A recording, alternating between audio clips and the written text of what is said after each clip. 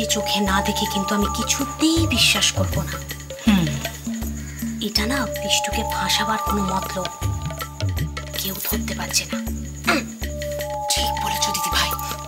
নইলে হঠাৎ করে ওই মেয়েটা স্বামী সেবা করতে যাবে কেন বলো তো?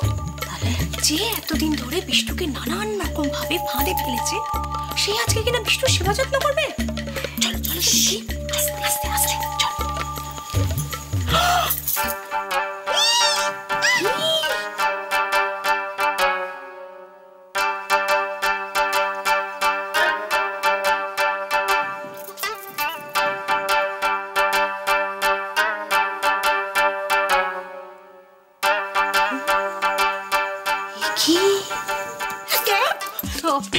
বিশ্বাস হয়েছে? হয়েছে? এবার দেখো দেখো দেখো, আমি সেবা কাকে বলে দুজন মিলে দেখো। কেন গো, আমি কি তোমার কোনো সেবা যত্নই করি না?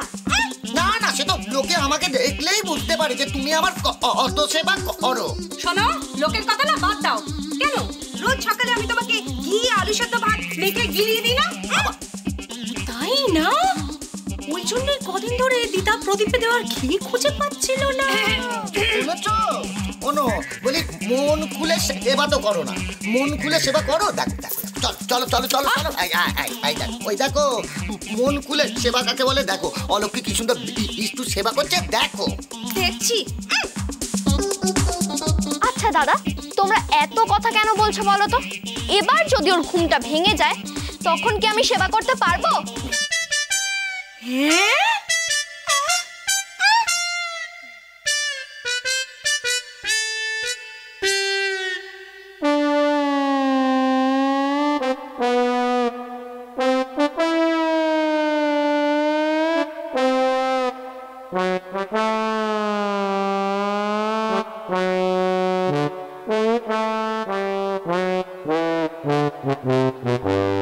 বাবারে বাবা, সাধে কি বলি, কত ঢং দেখালি খেদি, অম্বলে দিলি আদা।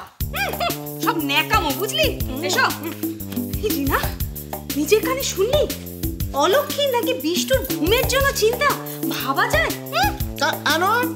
ভাবা যায় না তো, অবু তো চিন্তা করছে আর আমি দুটো বুঝলাই, মানে চোখ বুঝলাই তো শুরু। তো ও ভাইয়ের বাবা, তো ও ভাইয়ের বাবা, উঠে পড়ো, এলা হয়ে গেল, কোনো তো আয়া দয়া নেই। আর একটা যদি বাজে কথা বলো না, আমি এক্ষুনি কিন্তু বাপের বাড়ি চলে যাবো। হ্যাঁ, ওই তো একটা জায়গায় নিজেদের মধ্যে ঝগড়া করার কি দরকার শুনি? আচ্ছা দিদি ভাই, একটা কথা দাও তো, সবাই দেখছে যে অলক্ষ্মী সেবা করছে, এটাই শুধু দেখছে তো? আর এতদিন ধরে যে অলক্ষ্মী বিষ্ণুটার হাড়মাশা করে কারি কারি করে দিল, কই সেটা তো কেউ দেখলো না। যা বলেছিস রিনা, একে কি বলে জানিস তো? জুতো মেরে তবে গরু দান কর। হ্যাঁ ঠিক। অথচ এই মেয়েটা যে বিষ্ণুটাকে বাড়ি থেকে তাড়িয়ে ছাড়লো, সেই দিকে কোনো লক্ষ্য নেই। যা করেছে সে তো আগে করেছে, এখন তো সেবা করছে নাকি মেয়েটা?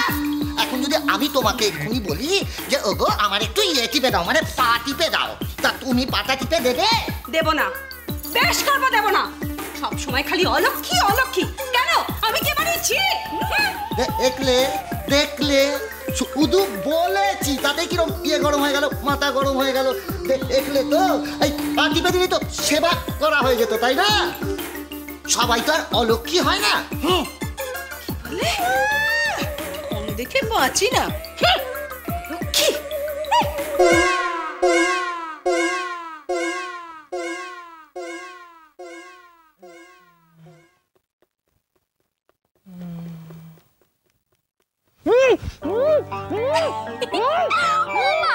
তুই এত ছটফট করছিস কেন? এই তুই এত ছটফট করছিস কেন বলতো?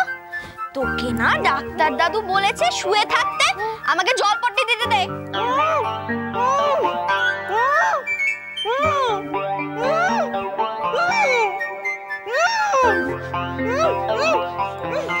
বিষ্টু, ও বিষ্টু, ও বাবা কিসের আওয়াজ? কি হয়েছে তোর বিষ্টু? কেমন আছিস বাবা? ওর বোধহয় খিঁচুনি ধরেছে, একবার ডাক্তার দাদুকে ডাকবো। খিঁচুনি? ও বাবা, সে তো মৃগী রোগের লক্ষণ। ডাক্তার বলেছিল ওর মৃগী হতে পারে। ও বাবা। মা, তুমি এক কাজ করো, বিষ্টুর জুতোটা নিয়ে ওকে নাকে শোকাও। আমাদের গ্রামের যে পারুল পিসি যখন এরকম খিচুনি ধরতো না তখন জুতোটা শোকাতো। তুমিও তাই করো। জুতো শোক বাবা, জুতো। হ্যাঁ এই তো জুতো। ও বিষ্টু, বিষ্টু জুতো শোক বাবা। জুতো শোক, জুতো শোক, জুতো শোক, জুতো শোক, জুতো শোক বাবা। কত ছেলেটাকে একবার হাতে পাই শেষ করে দেবো, একেবারে শেষ। তোকে তো আমি সুস্থ করে তুলবই, নয়তো বাবা আমাদের দুজনকে বাড়ির থেকে তাড়িয়ে দেবে। শাকচুন্নি বলেছে তোর সঙ্গে যদি আমাকে সারাক্ষণ থাকতে হয় তাহলেই হয়েছে।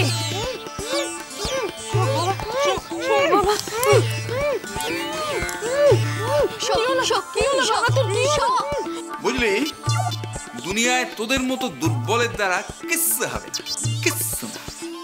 সেদিনের ছেলে বিষ্টু তার ওই এক ফোঁটা বউকে দিয়ে কিরকম সেবাটা করিয়ে নিলাম, দেখতে পেলি, দু চোখ ভরে দেখলি। তোরা ভেড়া ভেড়া ইক বলেছো এঁচকা, জানো আমাদের না আরো একটু সঞ্চয় করতে হবে। তুমি তো বলেই খালাস, কিন্তু রিনা আমাকে কিছুতেই কিছু বলতেই দেয় না। বলতে দিতে হবে, বলতে দিতে হবে বাপধন, বলিয়ে নিতে হবে।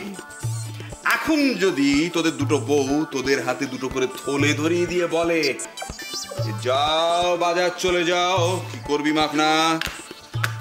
ধরে ইয়েতে চলে যাবো, মানে ওলে ধরে বাজারে চলে যাবো না, ধরে ইয়েতে যাবি না, যাবি না। তাহলে বলবি আগে ভালো করে সর্ষের তেল এনে মালিশ করো, স্নানে যাব, তারপর বাজার। আসছি তৈরি হও, যুদ্ধে যাও, তৈরি হও, যুদ্ধে যাও। ওগো, তুমি যেখানে বসে আছো বড়, তুমি জানো না তোমায় বাজার যেতে হবে? বাবা বিছানায়, জানো না? ওজা তো যাব, অল বল এসে গেছে তো, বল। তুমি বড়, তুমি বলো না। মেচকা দাদা বললো। আমি কেন বলবো? তো ওর বল, তুই বল যে ওরে নে, বল যে বাজার যাব না, আমাকে তেল মালিশ করে দিতে হবে। বল কি করতে হবে শুনি, কি করতে হবে? রিনা, এরা সবাই মিলে না দল পাকাচ্ছে, সব হচ্ছে এই অলক্ষীটার জন্য। বিষ্টুকে সেবা করতে দেখেছে না, তাই একেবারে সাহস বেড়ে গেছে। বাড়েনি বৌমা, কিচ্ছু বাড়েনি। আরে সে গলার আওয়াজ কই, একটার গলা দিয়ে আওয়াজ বেরোয় না, আর একটা থেমে থেমে গলার আওয়াজ বার করে। ও দিয়ে হবে না বাবা, একটা পুরুষের গলার আওয়াজ চাই, বাজঘাই গলা, সিংহের গর্জনে। বল তো দেখি, আগে তেল আনো, মালিশ করো, তারপর স্নানে যাব, তারপর বাজার। মেনি, এত চেঁচাচ্ছ কেন? এদিকে এসো।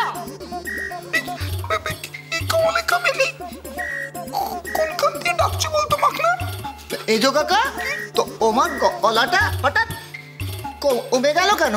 ওই তো ডাকছে, যাও। চুপ কর, কমলে কামিনী, গজু কামিনী, গজু কামিনী। কোন দিকে?